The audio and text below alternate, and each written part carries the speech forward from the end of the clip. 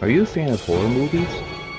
Necronomicon Ex Mortis, the Book of the Dead. What about cult classics? Your move, creep. If you are, you'll love Shocking Things. Please search for us on all the major podcasting platforms.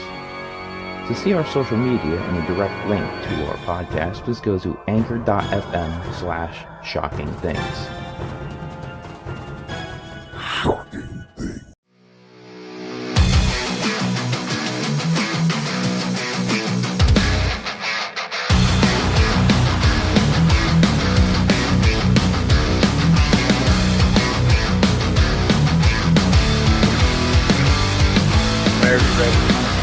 Alright, it's about to start recording. What is up, everybody? We got an action-packed episode of the PWZ podcast ahead of us today. This is Rick Del Santo, and joining me, as always, on this Sunday into Monday, Showtime, Marcel Williams. What's happening, my man? Nothing, my man. Just here chilling in the car now because I got my place occupied. So now, I'm going mobile in the car. So we're gonna do this show in the car on my end, and we still gonna let you know what's going on in the wrestling world and all between the local areas of independent wrestling. And Rick Del Santo is gonna carry us through the whole week of last week. Yeah, we've got a big week. MLW talk, Impact talk, AEW and WWE. A lot of really big things happen. But first, let's start off with a little bit of the local stuff because it's really what I like to focus on here on the PWZ podcast, as I am a gigantic fan of the Connecticut wrestling and New England in general. Mm-hmm. Marcel, you had a chance to work a gigantic show over the weekend, a big show in tribute of our fallen brother, Big Jym Anderson, at the Shut Up and Wrestle headquarters. A bunch of wrestling promotions got together that Jim had been friends with and wrestled for. Paradise Alley, which was his home, Tessa Strength, Shut Up and Wrestle, and I believe there was another one or two. Blood, Sweat, and Tears. Tears. New World Wrestling Extreme. I'll figure it out soon. It probably pop in my head somehow. But we had all 7 promotions all under one roof. And it was a big event, big tribute to Big Jym Anderson. If he was there, he would have been proud because everybody entertained everybody from fans to the talent in the back. We all enjoyed ourselves. Some old and new faces, but it was a nice. It wasn't a good event to have a good family reunion, but it was a good reunion for a good cause. It looked like it was a stacked show. There is some footage up on the Kincaid Files YouTube channel. I'm guessing that more will be uploaded soon. So if you want to go check that out, please go check it out. It was a very nice tribute. It was very nice. What else is going on in the world of Marcel before we start hitting the mainstream wrestling? Oh, man, we got PAPW Elm City Showdown. We got that this Saturday, which is October 16th, which is a stacked card. We got obviously Kylon King versus Matthias for a PAPW championship, which was last Saturday. Matthias defended PAPW championship at Big Jym show, which is was one of the first, not first, but one of the few that defended the PAPW championship outside of the company. So he's facing Kylon King and his first ever PAPW championship opportunity. Then you got the Haven defended tag team titles this weekend. You got just announced also today, it was Dustin Waller Alley Fights Championship celebration. And we got a few new faces like Ryan Mooney versus Shay Cash and more. We got so much more. We got women's action. We got Karen Bam Bam versus Damaris Dawkins. She made a few cameos in ROH. Plus Ryan Mooney as well. He made a few cameos in ROH as well. So we got some ROH heads coming in. Can't forget the bull rope match between Buzz Bloodsaw and Lucas Chase. That match I'm really looking forward to. Yes. First ever bull rope match, truthfully. Yes, in Paradise Alley. I'm looking forward to it. I want to see that cowbell and that Dusty Rhodes style brutality from back in the day. Legit Perfect Perkins is also appearing, correct? Is he No, still- actually, he No? reschedules. So basically, Okay. he will be at Type 1 and None Gotcha. round Okay. 3, November Round 3. 13th. Steven Garcia against what's that? Andy Bivens. And Andy Bivens. Andy Bivens Yep. returning back to PAPW. He's been missing for a while, and he's making his return back to PAPW. And he's facing Steven Garcia. We got a few other talents that will be in action. We got the Hoods. We got the Gordon Brothers. We got Hispanic Mechanics. Oh, I like those guys. Yeah, man. We got is a stack card, and we got your buddy and mine, Cody Parent. All right. And Bull Dread will be in action. So it's a stacked card this Saturday. I want everybody to come down and watch not only some new faces that debut for PAPW, but some old faces as well.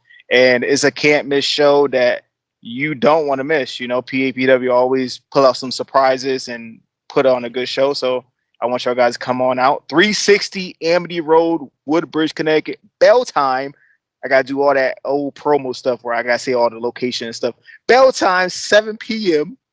Elm City Showdown, Paradise Alley Professional Wrestling. Do not miss it. You can reserve your tickets at ParadiseAlleyProWrestling.com. It's going to be a barn burner. I'm telling you, it's going to be a really good show. And every day, actually multiple times a day, it seems you guys have been putting some announcements out there. So it's just a few short days away, 6 days away. It's going to be a good show. I feel it. Nah, you guys absolutely. never disappoint. Paradise Alley never disappoints in their live shows. Anything else? Oh, and by the way, one more PAPW plug. Tickets is always also on sale for Type 1 and None Round 3. That's also on sale November 13th. Same place, same time, JCC, bell time, 7 p.m. All the charity go to the JRDF fund for Type 1 diabetes. This is a great venue too. So anybody that wants to get there, it's a really nice venue and a really nice area. It's just a great place to see a wrestling show. I think this is like the fourth time you're going to be there? This one coming up, third or fourth? It is actually I think it's a third time. Yes, third time, because we did a Type 1 and None Round 2 there for the first time, and then we did a Rumble of Paradise, which was the return, and then this one, Dieselmania 5. Before we went on air, you said you were working somewhere else over the weekend, correct? Sunday? No, that's next Sunday. Actually, I'll be next Sunday. Yeah, next Sunday. It's okay. It's all right. It's good. It happens. Yeah, that's going to be your second time. Yeah, second time I'll be at Sanctuary. I will be at Sanctuary this Sunday. That's awesome. I think I saw somebody saw a clip. I think did Kylan put a clip up of the last time that you guys were there, drop kicking you off the rope. They filmed very nicely.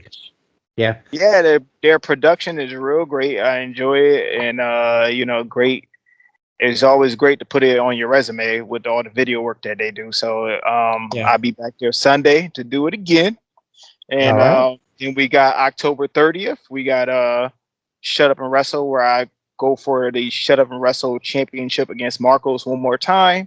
And then we got the Taco Fest, which I may not be at, but Taco Fest for PAPW, which is October 23rd, which is in Maine at One Orchard Beach. And then we got October 30th at Bushnell Park, I think, in Hartford, Connecticut. In Hartford, yeah. From both events, 12 p.m. to 6 p.m.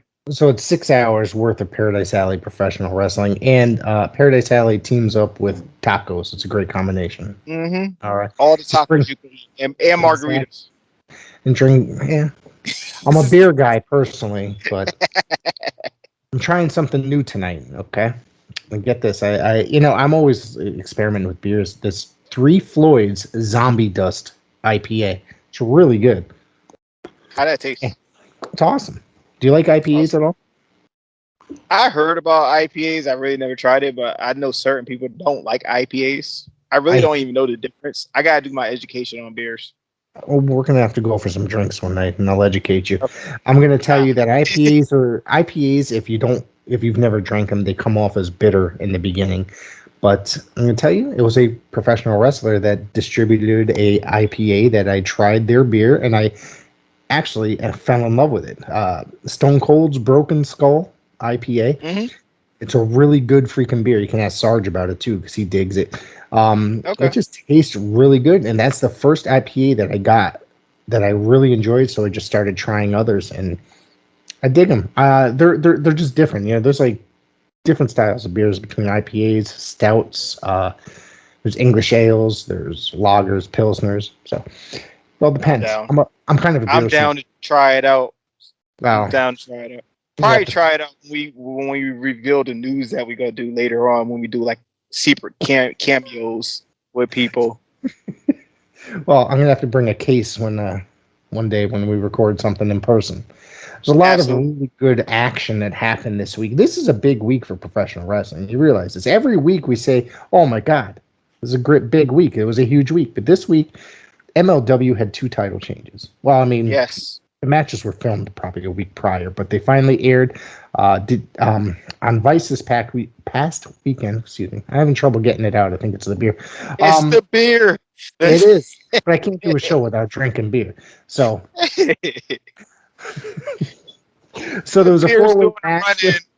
Yeah, the beer, it's taking it. I went to a neighborhood party before the show, so I had a couple. So, anyways, the middleweight title. I know we talked about it, touched upon it briefly last week, but I actually got a chance to see this as a 4-way match. The Japanese buzzsaw Yoshihiro Tajiri is the new MLW Middleweight Champion by pinning Myron Reed, which was the champion, in a 4-way by spraying the green mist and then giving the buzzsaw kick to the head. This was a really freaking good match. It really was a great match. I really enjoyed this match. And while the Japanese buzzsaw does look a little aged, he killed it in that ring. I'm telling you, he really did. Absolutely. And then obviously we have a new MLW World Champion pinning Alexander Hammerstone, who did pin Jacob Fatu after a brutal freaking match. And I think that Hammerstone got a little injured in that match with his knee. I think he fell outside the ring, injured his knee, had a little trouble getting up and getting in there.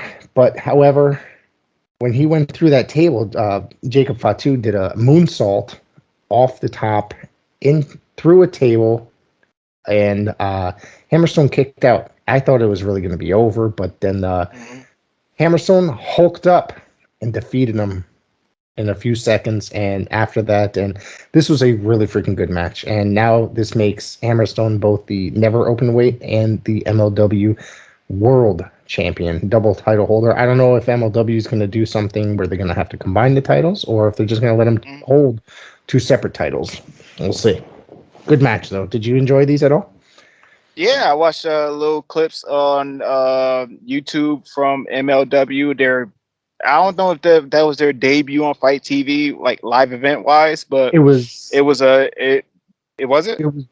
Vice. I think they're really promoting them on Vice now. So this, I believe, was it their first show on Vice or second show on Vice? I know they recently came back. Yeah. I know they had great numbers for this event, Fightland. So Tajiri, he found a fountain of youth and won the championship. And then Hammerstone, he had that freak accident injury, but he overcame it and finished the match. And now he's a brand new MLW champion. And MLW is doing big things, doing the Vice thing and doing great numbers on Vice. You know what I'm saying? I think that's amazing for them. Vice has been a real good home for professional wrestling in a way. Yes. With shows like Dark Side of the Ring, The Wrestlers, which was a series that aired, I think, a couple years ago that was really good. So Vice, and they do random documentaries on wrestling for Vice. So there was a really good China documentary that aired, I think, earlier in the year. I'm not sure if you saw that. And that, I really absolutely love that documentary. It's really good.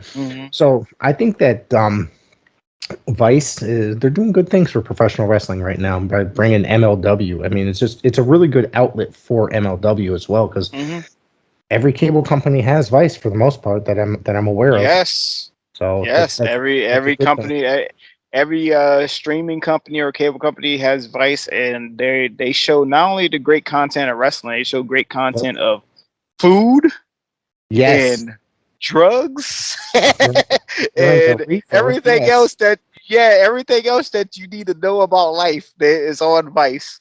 But professional wrestling is on Vice, and it's a real great thing for professional wrestling. The funny thing about it is you can also hear stories about former teenage felons as well. So Yes. that's the show. So Vice is a great channel to do all your educational learning on everything, including Yes. professional wrestling. Yes, it's the real life channel, not like, There we go. Yeah, it treats you real life. Let's learn how you want to learn how to cook using reefer. Go to Yeah, Vice. exactly. You know, If you want to learn how to cook cocaine, go to Vice. there you go. I hate to You might say get- it. We might I don't get know, banned man. off YouTube. We're I trying to know. get these numbers up, and then all of a sudden we get banned for talking about cocaine. And by the way, we're all using this in good fun. However, I do want to say that we have gotten over 113 new subscribers as of airtime right now. Yes. Keep subscribing, people. Please keep subscribing. At 500, we're at 360, I believe. I don't remember the exact number when going to air. Once we hit 500, I'm going to hold a contest. Okay, then we're going to push towards 1,000. Once we hit 1,000, we're going to hold a bigger contest. Keep subscribing, liking, sharing. Try to get all your friends and family to like and share. Anybody that's a fan of interesting wrestling content, so to speak. And not only do we have a podcast on here, several podcasts a week, but we also stream matches. We film locally, and so we're just looking to hit that 1,000 mark, and then maybe I think when we do the hit the 1,000, what do you say, Marcel? We go live. We'll be able to go live, and then we'll go live and do whatever you want to do. Yeah, we're going to entertain whatever 1,000 subscribers. There you go. So, and then, like I said, we're going to hold a big contest. I'm going to do something very nice for the fans once we hit 1,000, and it's going to be something nice that any professional wrestling fan is going to enjoy. We just want to hit that number. We're going to be pushing for it. I'm going to be asking you guys to spread the word every day until we hit that mark. Obviously, I don't care, but I want to hit more than 1,000. I want to hit more. How come all these young teenagers get 20,000, 100,000? I'm sitting here trying to push my show to the limits. Go figure.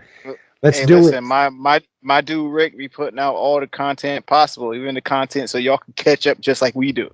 So please share, share, put the word out. And we continue to entertain you as you want us to do.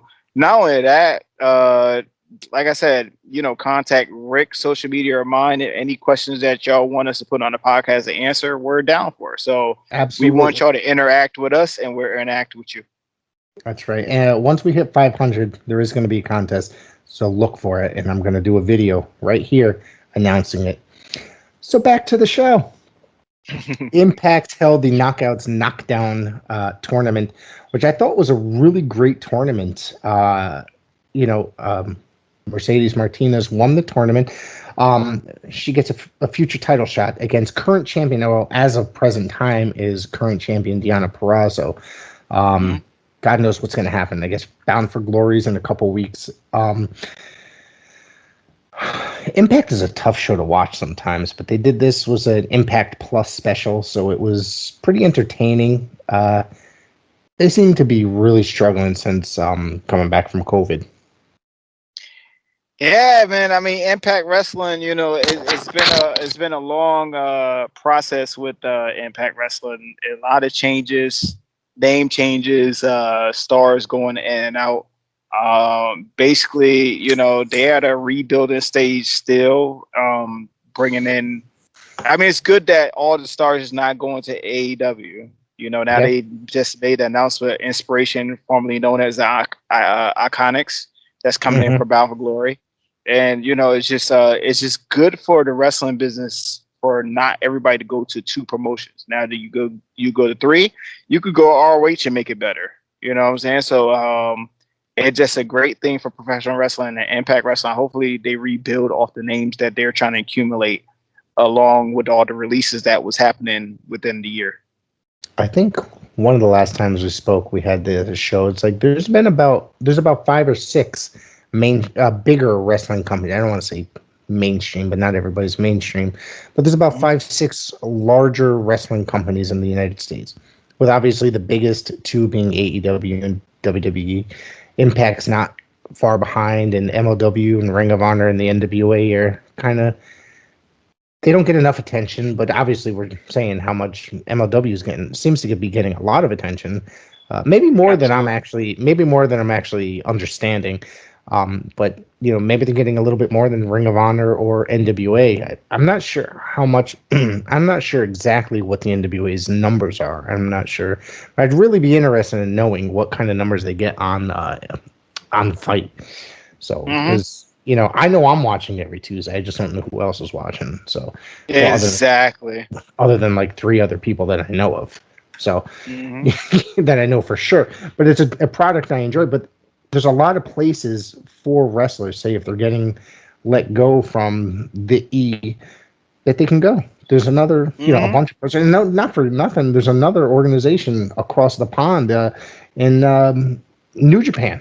You know what I mean? Exactly. Which they don't take everybody, but I think they're pretty selective with the American talent they take. But that's also an option. You know what I mean? Exactly. So. And then now that you have Mercedes Martinez win the whole tournament for the knockdown event, and look, she just got released. I feel like she was a pickup for any promotion, and she came there and she won the whole thing.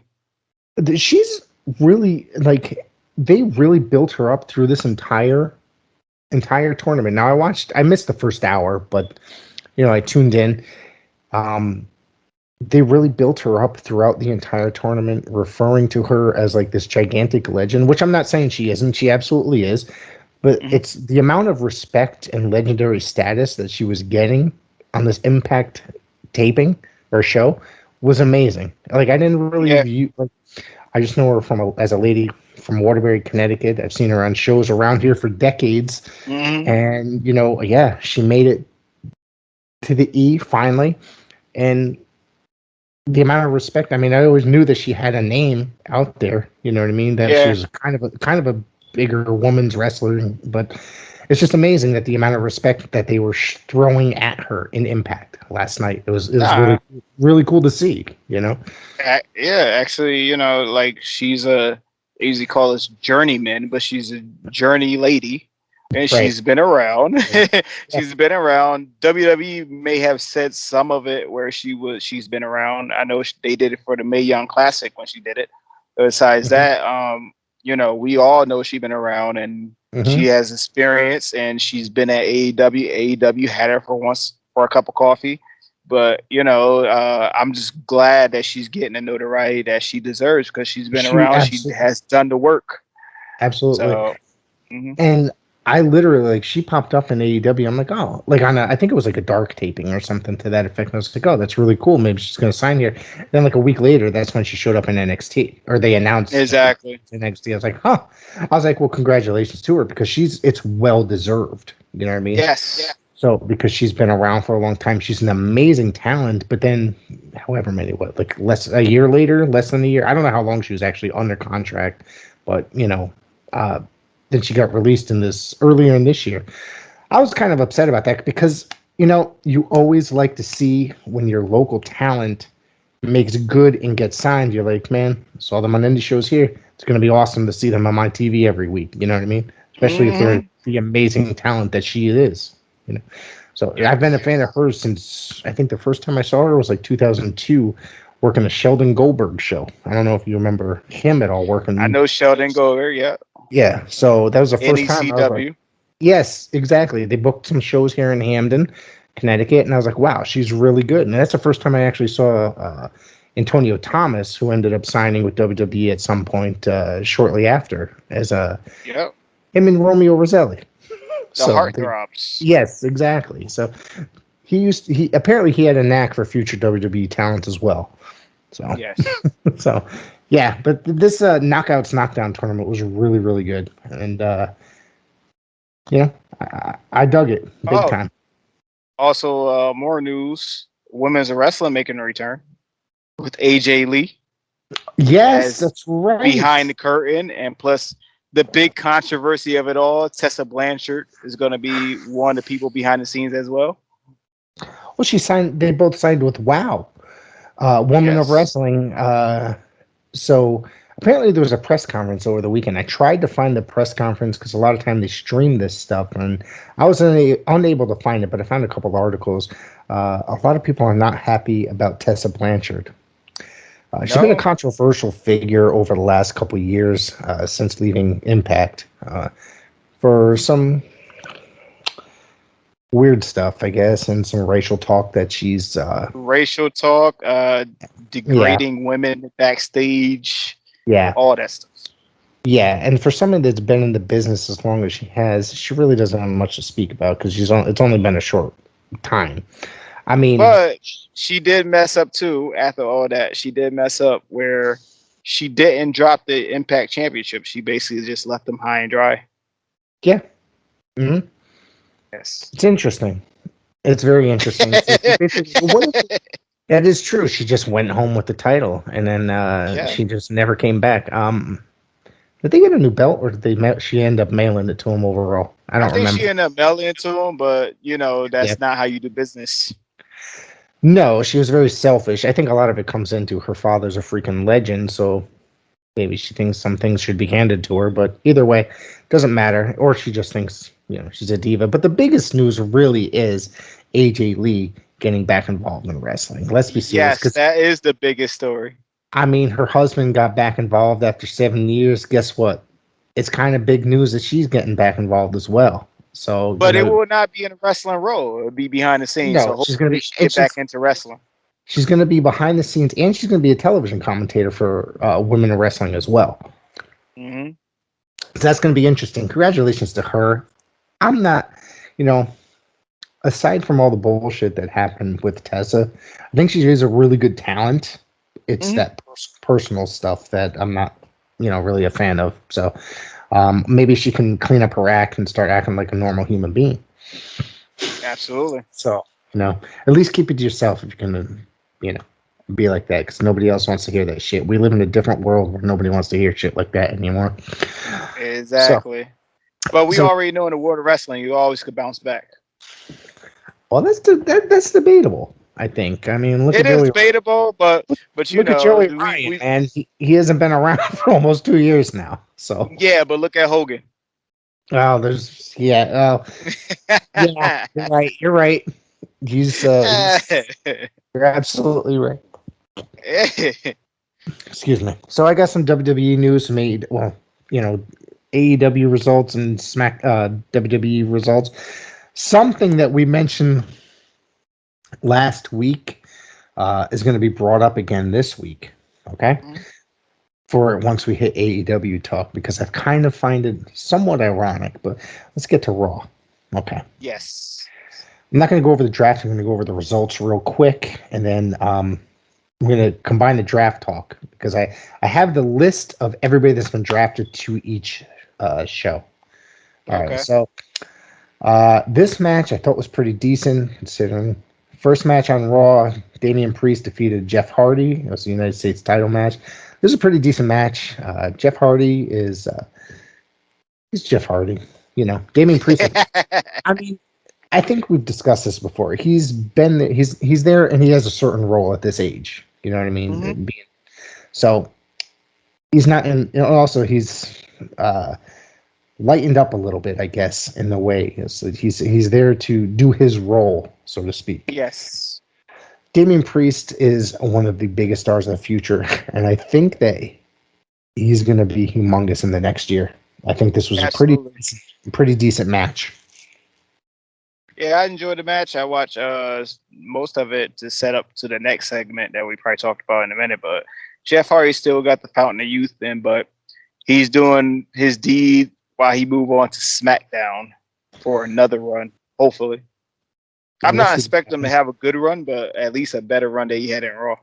He's going to have the veteran run, I think, at this point. And this might be his last term through WWE, his last run in WWE, I should say. Absolutely. It seems like, because he might either flip the boat or something or just retire. The guy's pretty banged up, though. I'm surprised he's actually gone as long as he is because, I mean, some of that stuff he's done over the last couple of decades, he really could have gotten himself messed up. You know what I mean? Absolutely. So, which was the next segment? The next segment was when Austin Theory made his made his Raw debut a year ago, but he came back as a guy that looked up to Jeff Hardy, and he actually turned on him and took selfies while he took him down. So he did his little debut return on Monday Night Raw before he's full-time on the main roster. Did you see the selfies posted on Instagram by Austin Theory? Yes, I did. Great photos by Austin Theory. Hilarious, by the way. The funny part about it is Austin Theory came out, and the announcers even... It's like he had never been part of Raw. Well, there's a lot of things that we talk about that they talk about that, Charlotte Flair and Bianca Belair never wrestling before when they wrestled NXT last year or the year before. It's so WWE mentality, basically, which I thought that was comedy. I thought it was comical to me. I was like, they were acting, and even Austin Theory was acting like he'd never been there before. He was in the He was a very important part of the empty arena stage when he was teamed up with Angel Garza and was it Andrade or no? No, it was Angel. Yeah, well, he was part of that, but then he was with Angel Garza for the WrestleMania that was in the Performance Center. So he made a WrestleMania appearance. So it's just funny that they didn't know who he was. That's like Braun Strowman coming on TV. They don't know who he is. Yeah, Hulk Hogan could come out, but who the hell is this old guy? That kind of a thing. It's like, it's WWE mentality. What has he done? Really? I love the segment though where he came out and wanted to take selfies with Hardy, and once he was just like, let me get a picture with you. I'm like, he's just gonna beat the crap out of him. I mean, it was just too obvious. You know what I mean? I was like, WWE has this thing, they don't like surprises. Okay, they don't like actually surprising the people. If they walked off together, that would have been pretty cool. And then have them turn on them later on in the show or something weird to that effect. You know what I mean? Don't make it so obvious. But I got something really important I want to bring up after the main event. Remind me. So, not to mention the second match was Shayna Baszler and, let's see this, Dana Brooke. She won by submission. She went to break her arm on the thing, and that lady came out to save her. Dewdrop. There you go, Dewdrop. I keep forgetting her name. And they basically just had a stare down, and as she left. Wait! Before you even say that, I just want to say the most funniest thing that Corey Graves ever said that nobody ever caught. So when Dewdrop came down there to save Dana Brooke, she skipped down there.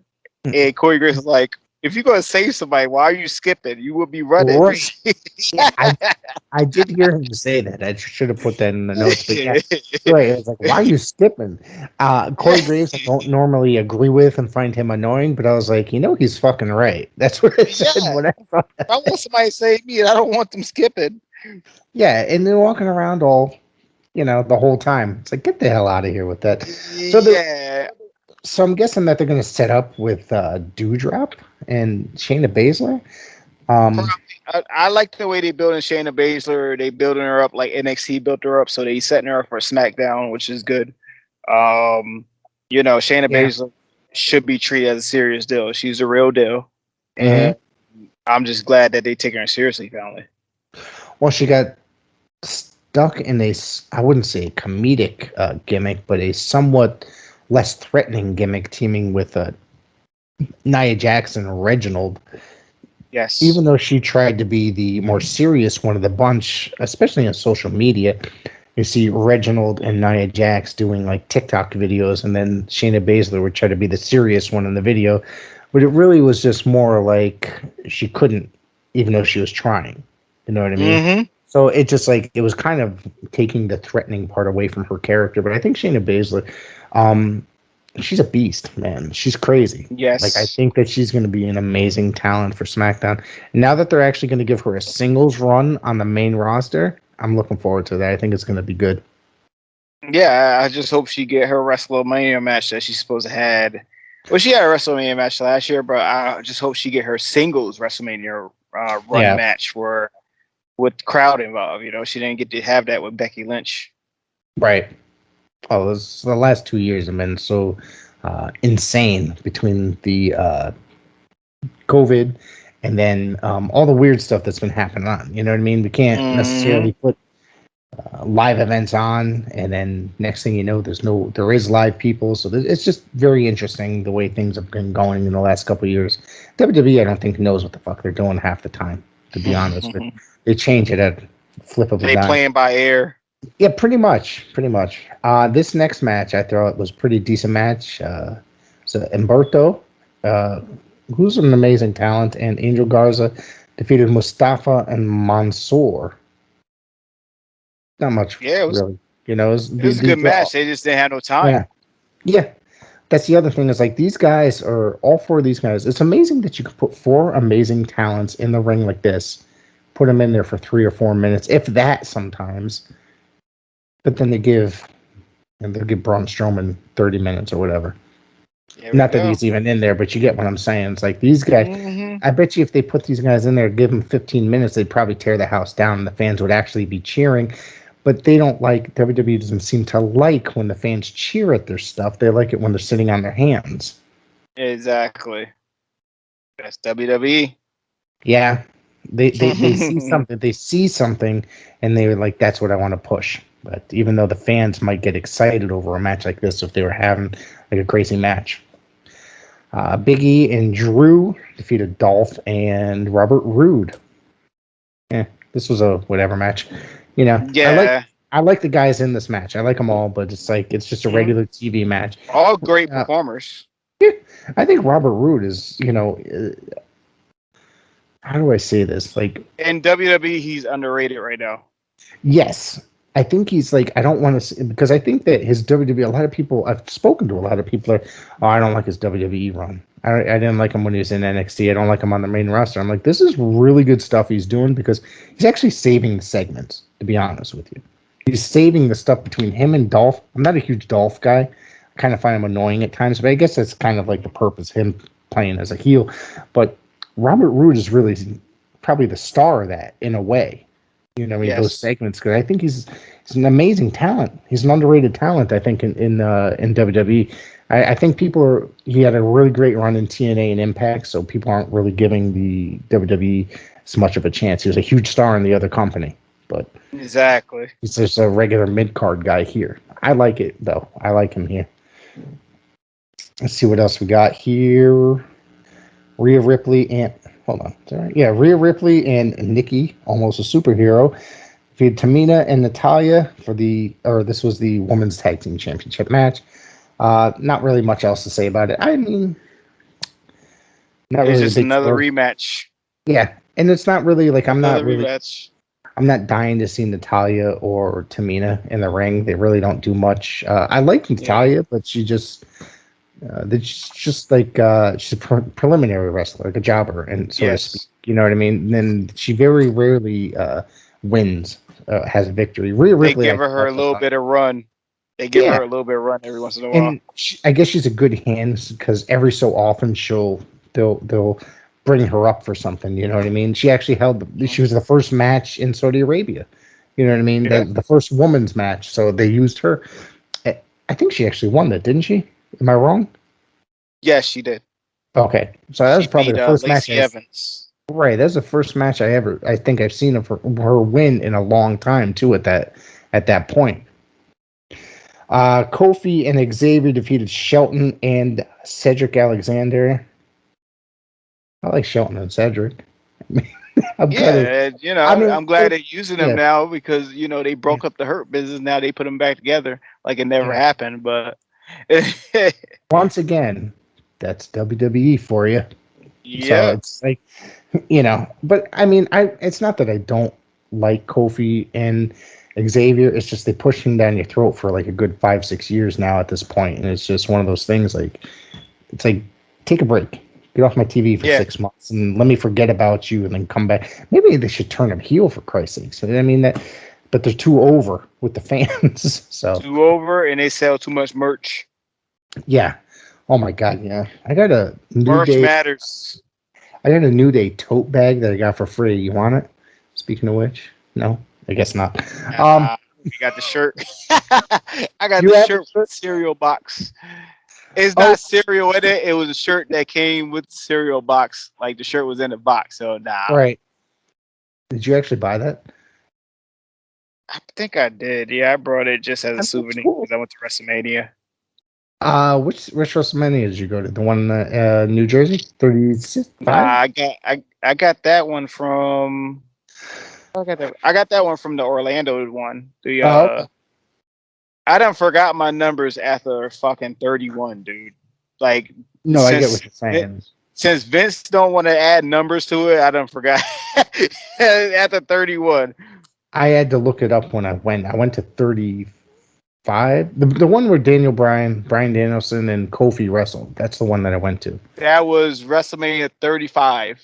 Okay. Only I knew that was 35 because that was in New Jersey, which it should have been in Madison Square Garden, but they go to stadiums now. So yeah, that was WrestleMania 35. Well, I'm going to tell you this: it was a fucking 9-hour show between the pre-shows that they had and the actual main show. It was basically a 4-hour. I'm glad you know that because I was there too. I kind of thought I was working for a minute. Dude, I thought I was going to die. I literally fell asleep halfway through the show, and so you were there too. So did you notice how? Did you notice how actually, like, it's really hot during the day, and once you got into the building, it was freezing? Did you notice it? I was like, and I only had like a light jacket because I was like, when I got up to get in the car, I was like, oh man, it's really hot, so forget it. Listen, dude, I was well prepared. Yeah, I was well prepared because I learned my lesson from. I went to Atlanta one in 27, so.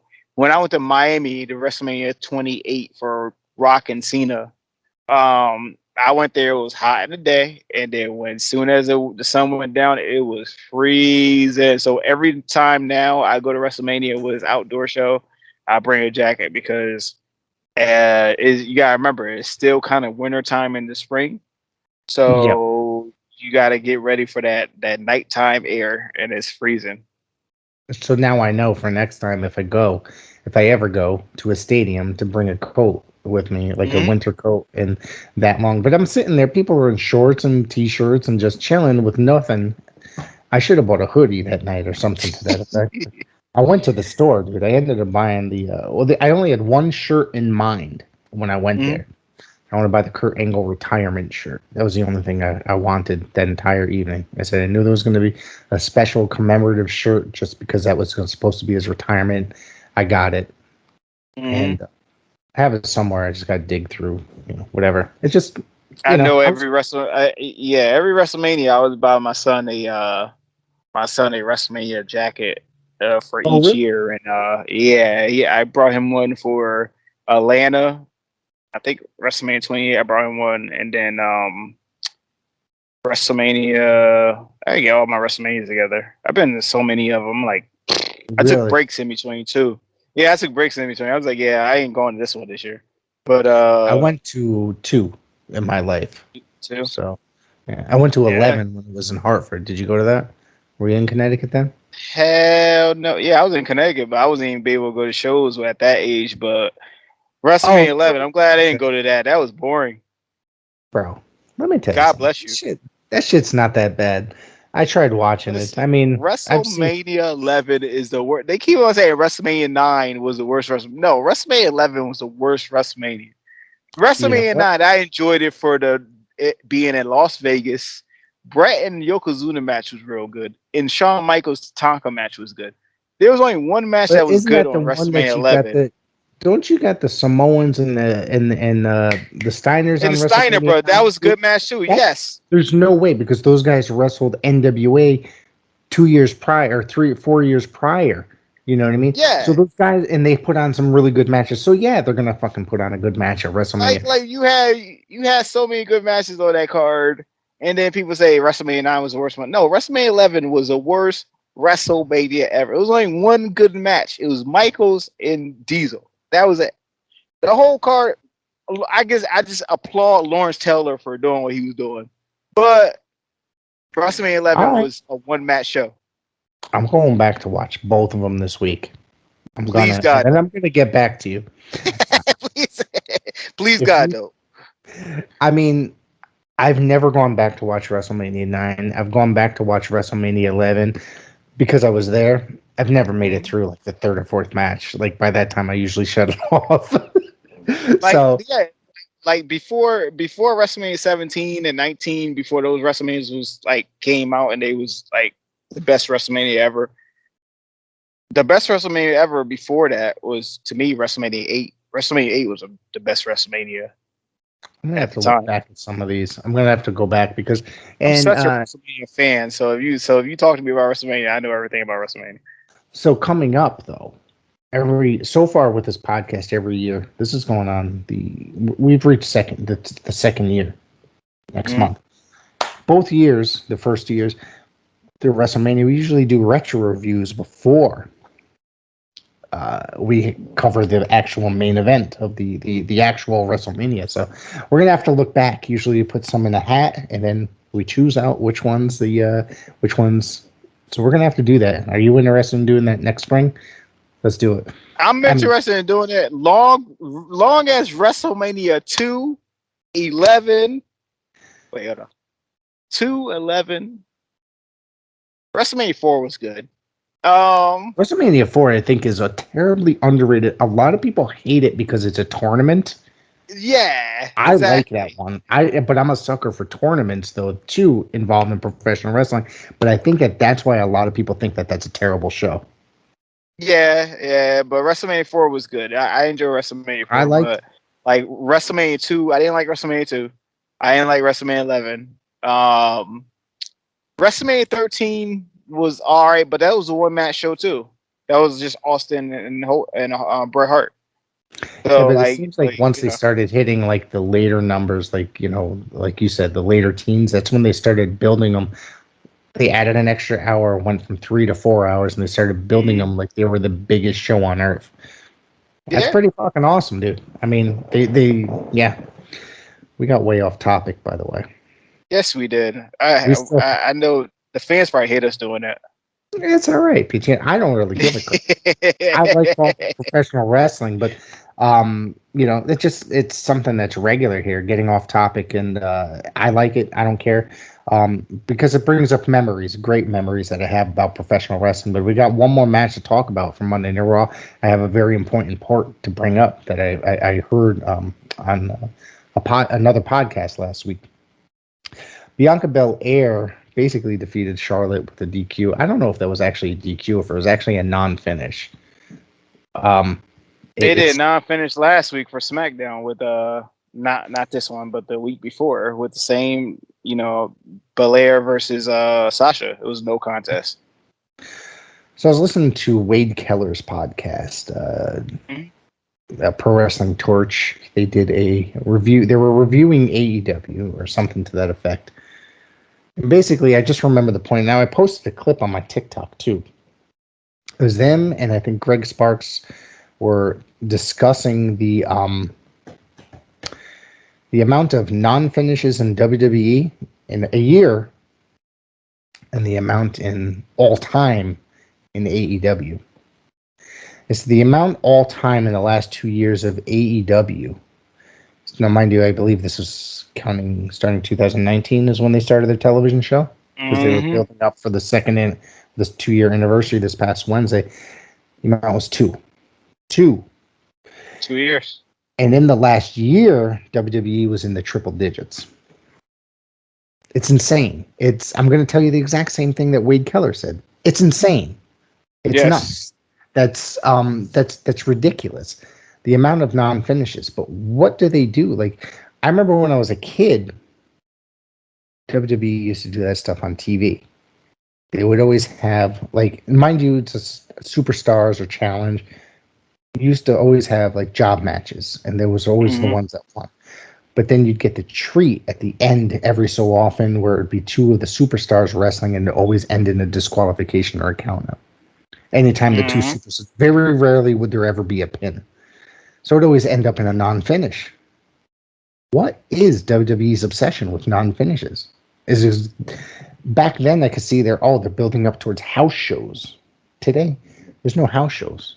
There's Monday Night Raw, there's Friday Night Smackdown, there's a pay-per-view once a month. Well, not even can we call them pay-per-views anymore? I mean, they just stream. Nah, they just stream on Peacock now. Streaming events. To answer your question, it just got stuff to do certain time with egos. Like, some people just don't want to make the ending simple and just beat that person. It's okay to lose. It's okay. It's not gonna hurt anybody. So, I mean, if they would have Bianca losing, it would have been fine. It wouldn't have hurt her. She's facing Charlotte, who's a champion. You know what I'm saying? So, and not only that, the championship wasn't even on the line. And they don't have no problem. They don't have no problem any other time sitting here beating champions in non-title matches. So I didn't know what the difference here was, especially after you did the same thing the Friday before with Sasha and Bianca. Right. So it's starting to be a situation where I call it a nitro effect, because while I started reliving all the nitros, the main event was always a non-finish. You always had the NWO going in there, and it was never a finish because of certain egos. It's okay to lose. It's rare that you should do a no contest or a no disqualification. It's real rare that you should do that if you're setting up for something. But besides that, like, it's just, listen, that is insane. Triple digits of no finishers. Yeah, that's insane. It's pure chaos. It's purely chaotic. It's ridiculous. Like, do the fans enjoy this? Like, I mean, I get it. Like, the wrestling fans, there's wrestling fans, there's WWE fans. There's a complete difference. But, like, do they think that's normal? Like, really? In professional wrestling? I don't think they recognize it like back in the day, because, I mean, people thought that on Nitro they were throwing trash in the ring because it was heat. No, they was throwing trash in the ring because it was a no contest every Nitro. Nobody wants to see this crap. Yeah. Exactly. So it's just, you just gotta understand that the fans fan like a kid or something like that, they don't get it. But people like me or you or certain workers, or maybe even the people that have been watching WWE or pro wrestling for years, they get it. And then they'll get tired of it, and then that'll push people away from your product. Absolutely. And do you think that now a lot of people are giving up on WWE these days? You think this has something to do with it? Other than like just crappy booking on top of it? I mean, besides the insane booking, and the no contests and continuously rematches when you got a solid roster already, but the continuous rematches every Monday and Friday, that takes a toll on your product. And all I can say is just you gotta refresh your product, and you can't just be doing it because you have Monday Night Football season, or just because AEW beat you in the 18 to 49 demographic. You gotta make sure that you refresh this product, because now you got competition. You may not want to accept the fact that you have competition. You should have competition now, so you gotta refresh your whole content that you put out. And the draft, I feel like, was a waste of time, because you don't release about everybody, and you only got a small amount of people that's on the roster. Wasn't there something like, if you combine the last two releases, probably something like 60-something people, if not more, released? 60 or more, yeah, 60 or more. That's a brand by itself. And this is all amazing talent that could have been brought up and used tremendously. Now, mind you, could have been used for the matches, so you don't make a rematch. So instead of me seeing Matt Riddle versus AJ Styles, there's nothing wrong with seeing that, because they put on a great match. That's fine. Right. But at the end of the day, you think I want to see that 5 times, every week? It starts to get old. You know what I'm saying? So you could have used one of those guys that face AJ Styles or face an Omos. Yeah. I mean, we could have seen anybody. The thing with that is, like, does Raw itself have 60 people on the roster? Probably not. No, not anywhere near. Does SmackDown? No, but they keep using the same probably. Go maybe 24 people, if that at the most.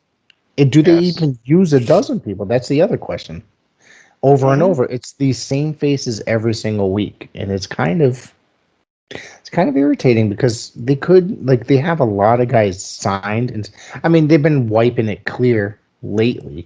I don't even know who signed that they're not using anymore. Last time, EC3 was there, people were complaining that EC3 is not on TV, but he was there for like a year or 2 years, and he was never used one bit. Never. Ever. I think once in a while he'd be on the main event, but who the hell is watching that? It's on Hulu. How many people are jumping over? Oh, I gotta watch the main event and tune on the Hulu. You know what I mean? Exactly. I don't ever unless there's something I know. I mean, where the hell is Ricochet these days? Like they're barely using him. He's probably there. Ricochet. They used him for last week against Reggie, which I heard a lot of people was really interested in seeing that match, and they only gave him 2 minutes. That's what I'm talking about. That continuously happens.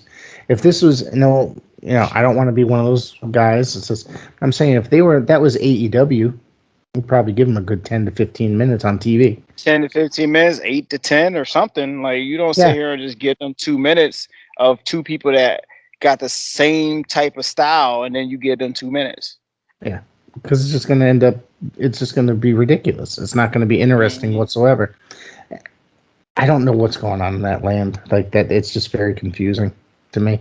Hey, all I gotta say is they're making money. They're making money and don't care.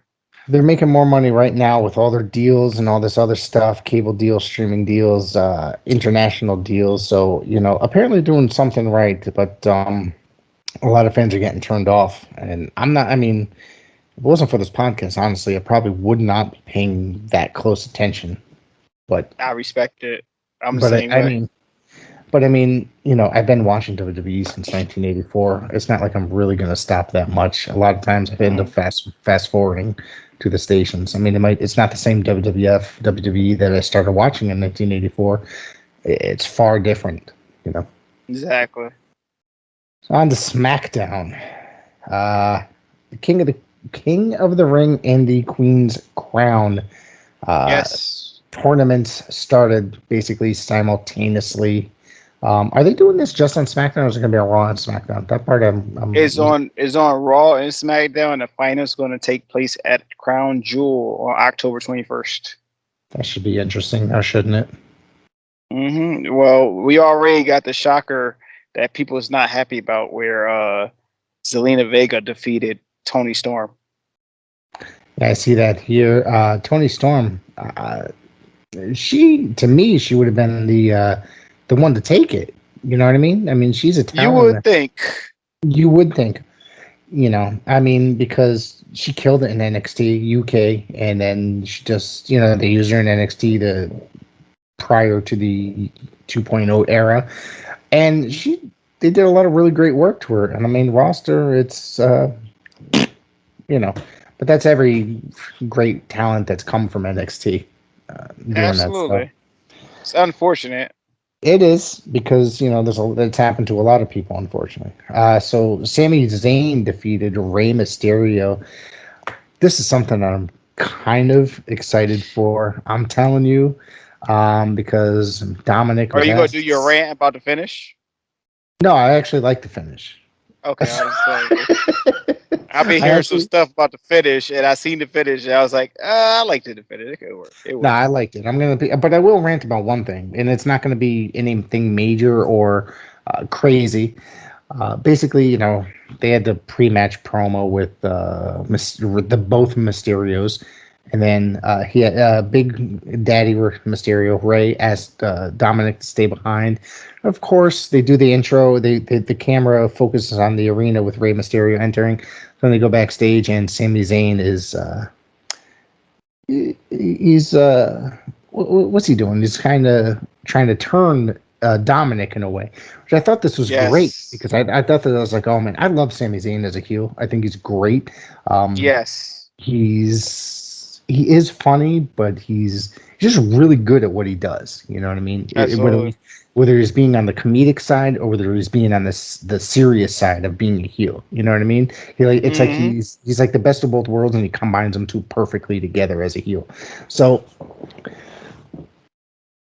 it was, he took the turnbuckle off, and Dominic wasn't going to let that happen, so he tried to put the turnbuckle on, and then Ray got distracted, and then Sami Zayn won the match, and then the two kind of argued at the end. I literally thought that's when Dominic was going to turn heel. I was hoping for it, at least. So I really want to see that happen. Obviously, they're building towards it.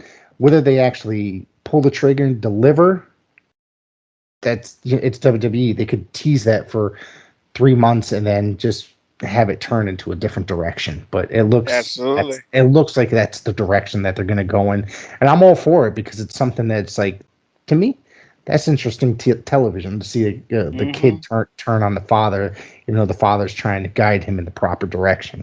And it's much needed too as a refreshing for Rey Mysterio and Dominic. Yeah, because honestly, and I think I've said on TV, it's like I'm kind of tired of seeing Mysterio. I mean, I'm not saying he's one of the greatest luchadors of all time. He's a fantastic wrestler. He's a legend. It's like one of those things, like he needs some freshening up. I've seen him for, let's see, first time I ever saw him was like in WCW before he was in WCW or his AAA Lucha, When Worlds Collide pay-per-view, which was and then ECW. So it's been like, close to, I don't want to say 30 years, but over 20 years that I've been seeing him on TV. It's just he needs some freshening up. He's a little bit stale. You know what I mean? Absolutely. So I think that this storyline would really rejuvenate him in his career a little bit and get some attention on Dominic. Yeah, absolutely. Show a different character side of Dominic. Yeah, and I think it's expected. He's just definitely going to turn heel. I thought when Dominic was going to come in, I thought he was going to wear a mask, but I mean, not that everybody didn't know him without a mask because he's been on TV since he was a kid, in the story. Absolutely. But on top of that, we had we already talked about the Queen's match, but Carmella defeated Liv Morgan in the Queen's Crown. Nothing really interesting there. I mean, anything to say about that one? It's just another match. Another match. This match I absolutely loved. Finn Balor defeated Cesaro. This match, that was a great match. These two can fucking go. Cesaro, I mean, you can tell. I mean, I always talk very greatly about Cesaro. I think he's he's probably the greatest wrestler in the last 10 years that's never held a WWE title. Not only that, like this was the first time ever meeting between the two as well. That I'm actually surprised about. So I thought this was a fantastic match. I think there was what else came out of SmackDown? If you, I know they did the little bit with Seth Rollins, and then they talked about how he entered Edge's home and stuff like that. That part didn't really. I know Seth Rollins and Edge supposed to be doing a Hell in a Cell soon. I don't know whether it's going to be a Crown Jewel or not. And obviously they had a contract signing between Bianca and Sasha and Becky. Yeah. And then the continuance of Brock Lesnar and Roman Reigns. The Brock and Roman, I'm somewhat interested in because I don't know how it's necessarily going to turn out with Paul Heyman.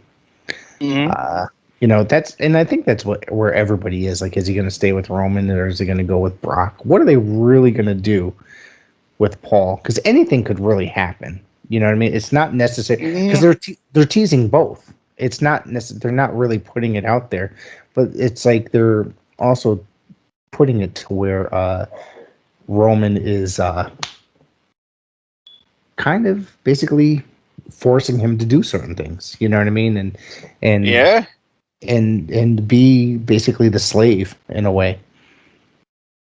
Well, we shall see what happens. I mean, if they have Paul Heyman go on Lesnar's side, I mean, that may turn Roman back to face, which they don't need to do. They do not need to. Red hot heel.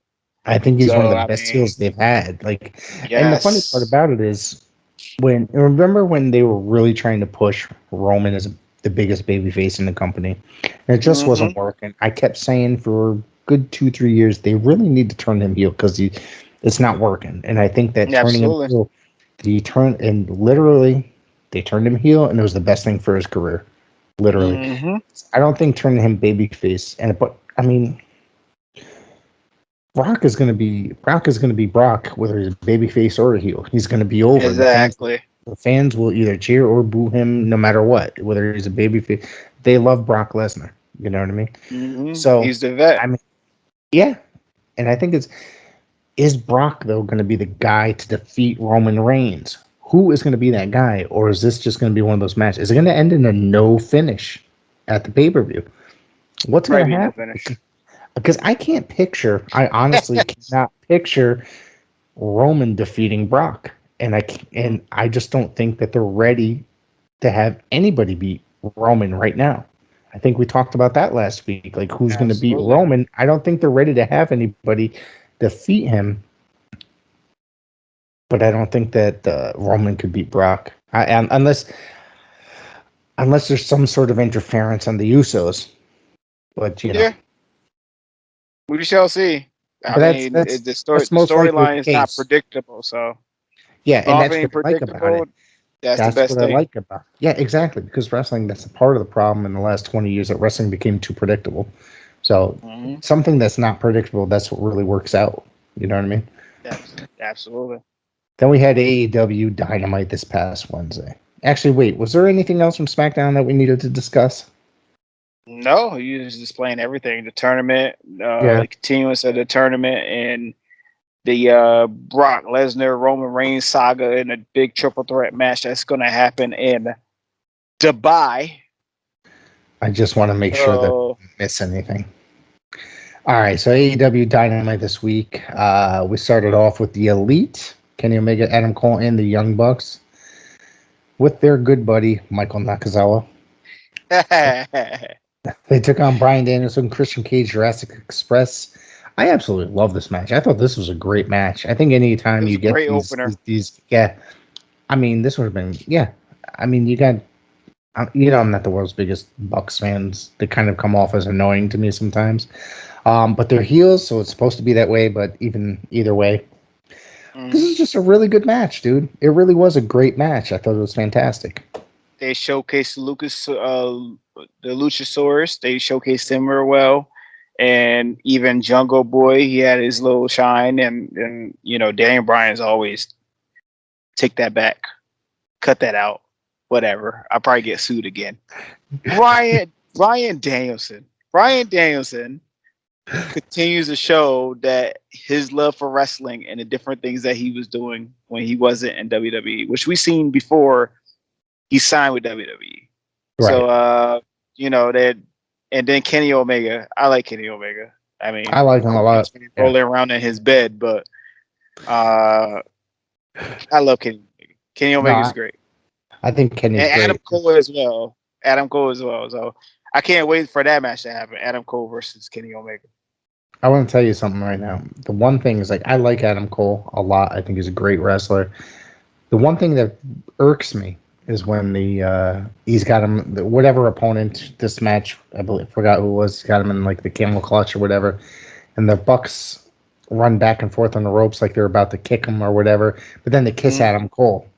Literally, I clipped that and put it to my TikTok. I got a lot of hate for that, by the way, because I said I got a lot of hate. I said and I even said I love AEW, but this segment right here is cringeworthy. I got so much hate saying.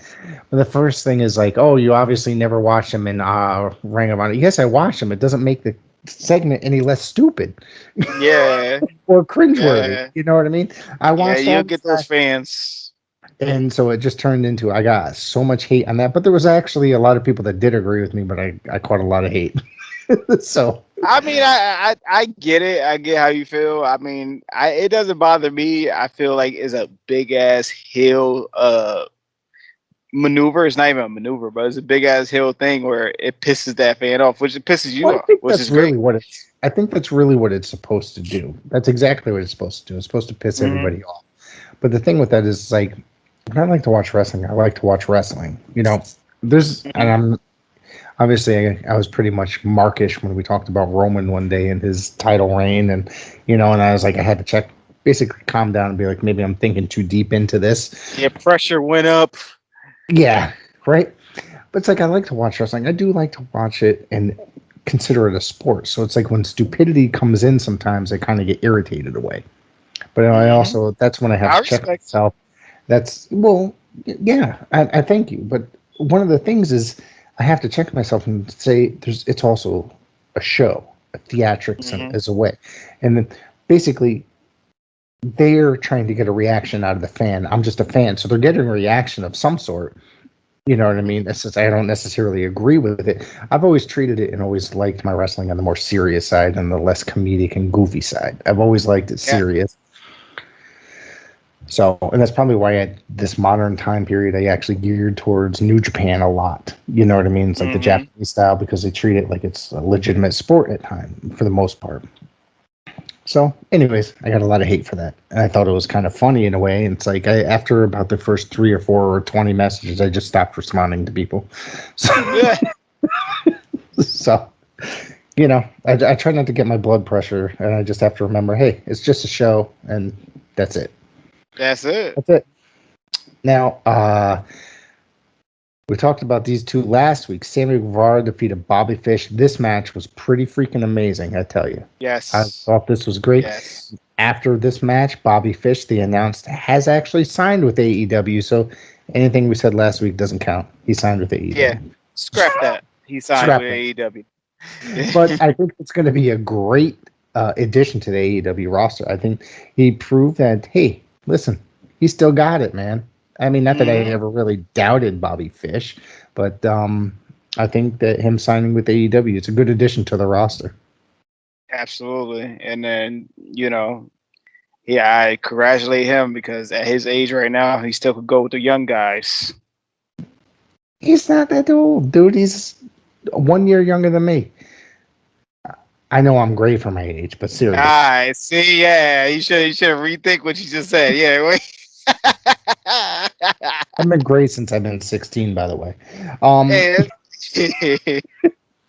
On top of that, Darby Allin and Sting, Darby Allin with Sting, defeated Nick Camarado. This match was really nothing to talk about. Nick Camarado just to not get really. Sting on TV. Yeah, to get Sting, Darby Allin on TV. Darby Allin won. This match, Hikaru Shida and Serena Deeb. They said if Shida wins, it's going to be her 50th win. So they're about to present her with a trophy for it. I love this segment, by the way. I thought it was great. It was a really good segment. I think Shida's because not everybody could get their 50 wins. Everybody. They did Jungle Boy, which was fine. But now this time, it's not guaranteed that you're gonna get this 50th win. Right. So, but the thing about that is they actually had the trophy printed up and stuff before. Yes. I get it. It's professional wrestling. It's part of the show, so they're gonna get this stuff ready to go, etc. Only to have her lose and Serena Deeb just trash the whole entire trophy. Is it a trophy or a plaque or whatever the fuck it's called? Plaque, yeah. Yeah. I thought this was a really good segment. I thought it was great. I like Serena Deeb. I think she's pretty talented. Yeah, so Serena Deeb, we remember her from WWE when she was with with CM Punk and his faction, and was that the Straight Edge Society? Was that what they were called? Straight Edge Society? Yep. All right. So with Gallows and Joey Matthews, and I remember her from then, and all the way from then to now, she's great. Like I enjoy her work. She showed her veteran status with these ladies, and I'm glad she won the match and she did what she did at the end of the match. So. That was a great. It was actually not everybody could get their 50 wins, which is great. Yeah, and I thought it was really good. Like it was one of those other segments that basically is unpredictable as to how it was going to come out. Mm-hmm. Because you kind of I thought it was like Shida, she's going to win, but it didn't end up that way. It's cool. Yeah, they said fuck that. We're gonna throw you a curveball. Yeah, right. So the casino ladder match, something or other. Basically, the winner gets a title shot at Kenny Omega.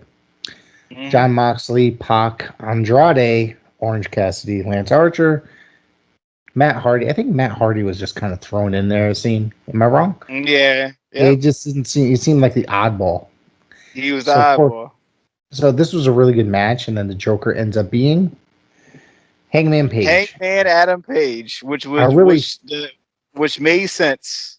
It did absolutely make sense. I was just like, oh, it's got to be Hangman. But a lot of people are like, oh, I wonder if it's going to be Bray Wyatt. I'm like, what? I was like, no. I was like, I think a lot of people were just really confused as to who it actually could be. But a lot of people, I think, were gearing towards Hangman. So. Absolutely. It was the story was there. He had the tag match where he lost and he can't get a title shot. So the only title shot that he can get was that. Right. And I look forward to this match happening because I think Hangman's actually do you remember when AEW held their first pay-per-view? Not their first pay-per-view, but second. When he held when he fought Jericho for the title. All Out, the first All Out. Yeah, but he won a battle royal prior to that, I think, on the previous show, right? To get to that match. He did. Double or Nothing. Okay, thank you. You have a better memory than I do. I thought I had a good memory. I just have problem remembering which events and how events sometimes happen. Sometimes I got to look it up. But either way, I thought right then and there that they're going to just make this guy a star. You know what I mean? Mm-hmm. And I thought it was there. I said, and once I started watching more pages, I said, this guy's great. You know what I mean? He's going to be the one. And lo and behold, it was Jericho that ended up taking the title. But I really didn't think sense. It did, but at the same time, I was like, nah. I was like, AEW. At the time, I was like, it seems like a different company. They're not going to just put it on some former WWE guy. But as I've been watching the AEW, I said it does make sense because putting on an established star, you get what I'm saying there, you know, and put it on somebody that's established and have all the young kids vying for it, basically, which eventually ended up happening. So, but now at this time, it's been 2 years. Adam Page has been on TV longer, and I said now he's the star and he's way more popular than he was when he faced Jericho. Yes. So I think that there's a very good chance. I mean, it might not be a title change against Omega, but I think it'll be a hell of a freaking match when they do meet. No, absolutely. And I think he's next in line to grab that strap along with Jericho, Moxley, and Kenny Omega. I think he's next in line. You think he might have a chance of actually being the champion? Like absolutely. That? Wow. I'll call it right now. Wow. Because I'm sitting here like, who's going to be the guy to take the title from Omega? It's kind of unpredictable to me. But, I mean, I guess if I'd have to choose somebody, it'd be Hangman. Because, I mean, I don't really see anybody else in that picture that is able to take that title right now. Absolutely. He's next in line. And, you know, hopefully MJF get his shot. Darby Allin as well. You know, all these guys are future stars of the company, and Adam Page probably going to be the start of it. I really thought that at some point that MJF is going to get that belt. That's my opinion. He'd be the great person to take it off Adam Page, truthfully, if Adam Page gets it. If they want to go that route. He's the greatest heel in the freaking business right now. I've been saying that for the last couple years now, and some people don't see it. I think he's kind of crazy sometimes, but there's, you know, but I think he gets it. He plays like that in person when he's around fans. You know what I mean? Mm-hmm. Not necessarily. He's not out of characters. So I think I like it. It's old school. On to AWA. Oh, AWA. Jesus, what's wrong with me? AEW. It's making a return. Rampage. And I got my AWA belt behind me. My AEW Rampage. Can we talk about this instant classic of CM Punk versus Daniel Garcia? That was a great freaking match, right? Yes. That was a good, it was a really great freaking match. Now, my thing is, can Punk, since he's returned, not decide between the long tights and the trunks? He came in with the long tights, then he wore the trunks. I don't know where he packed the wrong thing in the gear bag. I don't know. Listen, sometime as a performer, you forget what you're going to pack. You don't know what color you're going to pack or whatever. Maybe that's happening. To me, I like him in the long tights. It enhances his style. It showed that he actually want to change his style from what he was in the WWE. So I like the long pants. And Chris Jericho mentioned it actually on commentary and Rampage, which was funny as well. But I like the long pants. Some people have been sitting there saying wear the small trunks, which I don't understand. What's the difference anyway? He's just wrestling. So right. If he's wrestling, Well, I could care less. He's freshening up himself, and that's Yes. So he's He looks come out. in great shape. He's tanned. Like I don't get what's going on here. It's 7 years later. He's a different CM Punk. He's a more mature. And obviously, you can see that in his promos and him as a person, as a human being, as an adult. He's a different person. You know what I mean? Yes. He might have been a little bit more arrogant back in the day, but he spent 7 years away from the people. You know what I mean? I guess he wasn't. He might have been become humbled in the last 7 years, I guess, so to speak. Because I've always heard rather that he wasn't always the most pleasant of human beings, but I've heard, it just seems like he's a really cool dude now. Like he's real chill. Yeah, he seems like he respects. He's more his fans humbled right now. And the fans, he realizes that these fans missed him as much as they did. You know what I mean? That they wanted him here. And I think that the whole thing is he's freshened up he's freshened up the CM Punk persona. You know what I mean? And a long tights, definitely a big part of that, I think. And when he first showed up in the long tights, I'm like, what the hell is going on? I was like, this is weird. But it took me a little bit to grow accustomed to him. I like the way they're designed with this kind of his personalized insignia type look to him, you know what I mean, with the stars and the straight edge stuff. So yeah, either way, I don't mind the long tights. Time all wounds. What's time that? Heal all wounds, man. Time heal all wounds. Yes. So, yeah. Well, I mean, him and his wife. He's very humble now. And I think that this was just a fantastic match. This Daniel Garcia kid, he's good. Man. Yes. At the age of 23.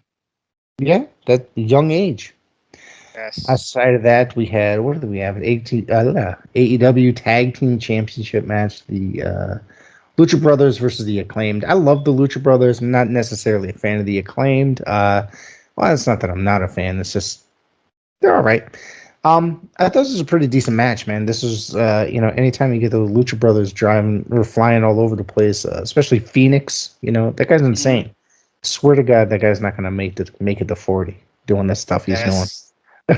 Yeah. So the whole wrestling generation at this day and rate, but hopefully that don't happen. But yeah. I'll bring up a point after about the Impact show I watched last night. Speaking about that dangerous wrestling generation. Jade Cargill defeated Sky Blue. This is a match that really just was filler for the television show. It seemed Absolutely. It was over very quickly. Didn't really matter. Sky Blue, it seems like they were trying to build her up quite a bit in AEW just to have this match being very short.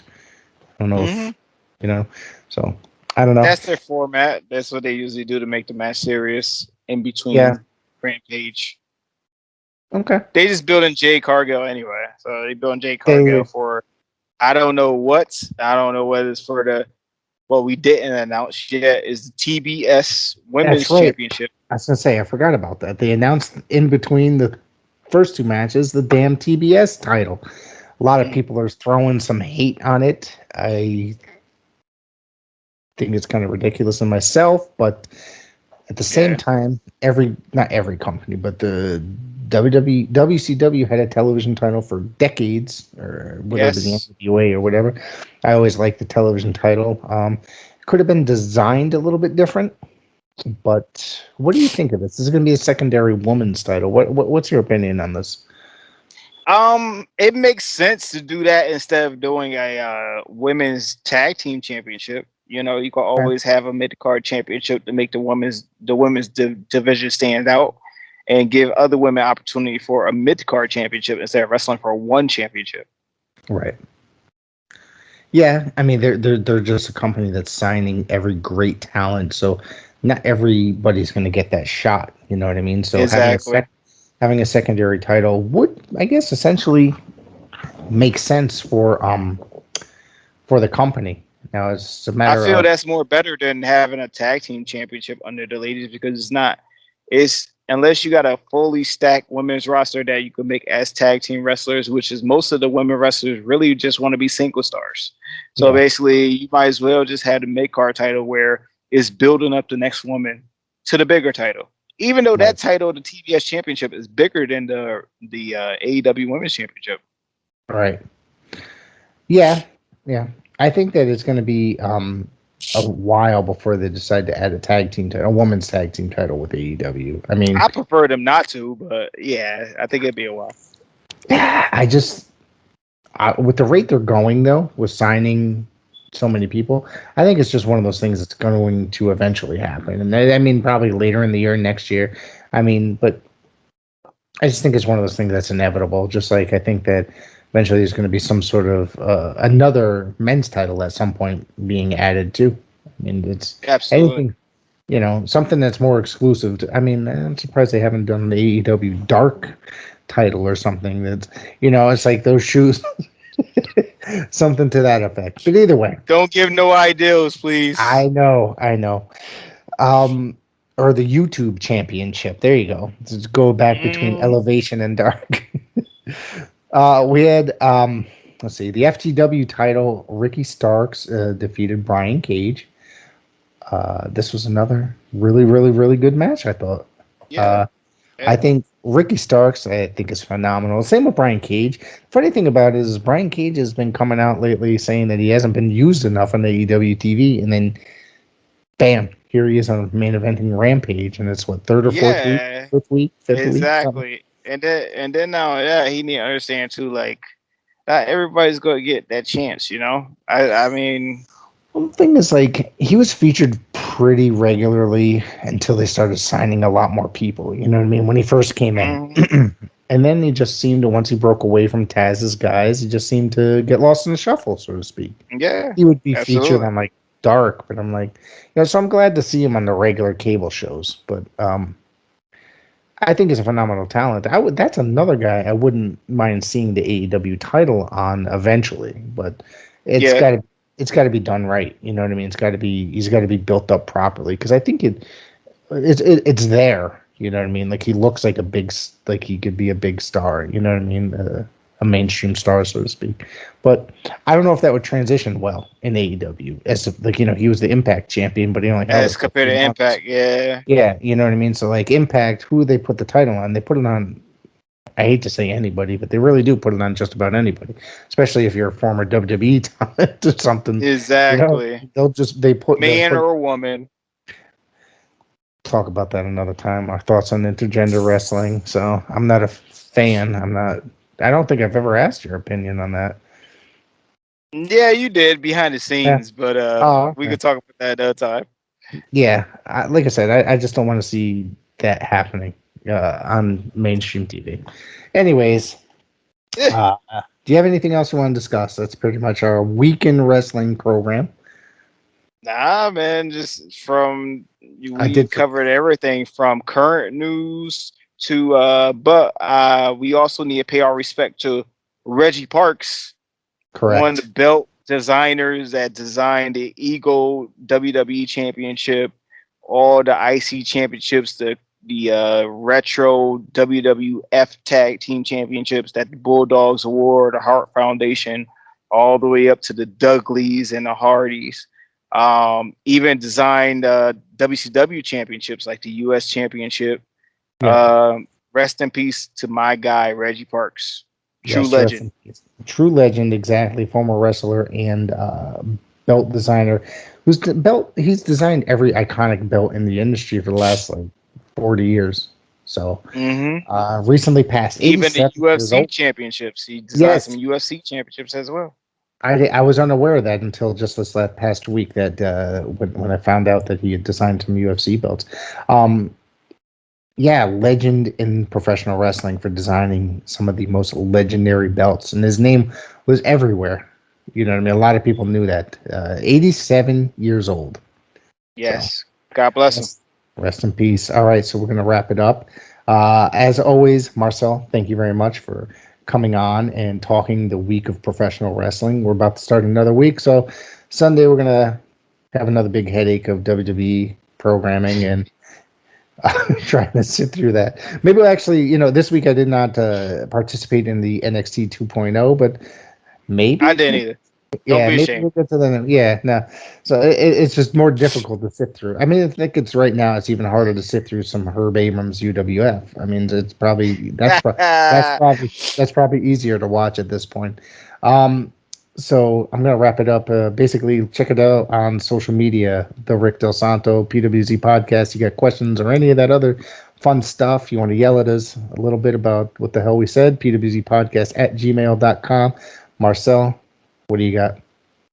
Hey, all social media, Instagram, Twitter, at Showtime Marcel. I am also on TikTok at Showtime Marcel #1, as in the number one. And also check me out on Facebook, Marcel Williams. Hit me up with some Q&As if you want. Send me a message. But always return back here to PWZ Podcast every week. And we give you the weekend in review. And we're going to give you some more PAPW news because next week we're going to be doing a review of Elm City Showdown. It's going to be a big show. So, folks, check it out. And we'll see you next week. Be well, be safe. Good night.